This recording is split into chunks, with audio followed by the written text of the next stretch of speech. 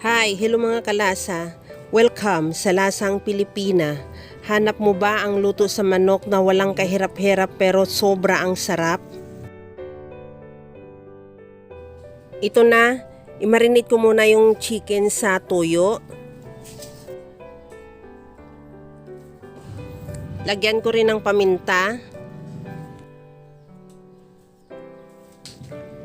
Liquid seasoning. At maglagay na ako ng luya.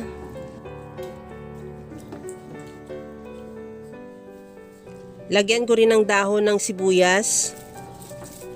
I-massage lang sa ating chicken para manuot naman yung timpla sa laman niya. Habang ginagawa ko yan mga kalasa, kung bago ka pa lang sa aking channel, welcome. At huwag kalimutan mag-subscribe at i-click ang bell button para sa mga notification. At kung dati ka pa, welcome back at i-follow mo na rin ako sa aking Facebook page Lasang Pilipina.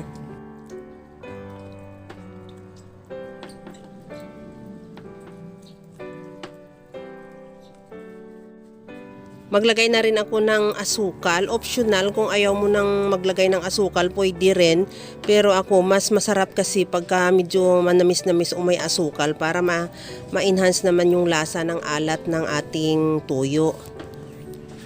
Pagkatapos niyan, i-marinate ko muna yan ng mga at least 1 hour. Kung kaya mo mag-overnight, pwede rin. Mas maganda dahil talagang maganda ang pagka-marinate sa ating chicken. Pero kung nagmamadali ka, pwede na yung 1 hour.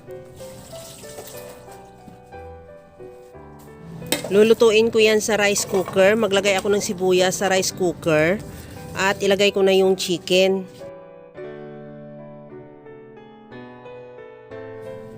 At ilagay ko na rin yung pinagbabara natin sa chicken.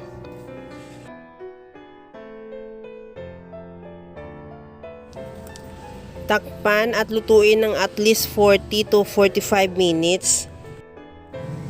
Habang inaantay natin yan maluto mga kalasa, kung nagustuhan mo yung ating video, please like na lang at pakishare na rin sa inyong mga friends.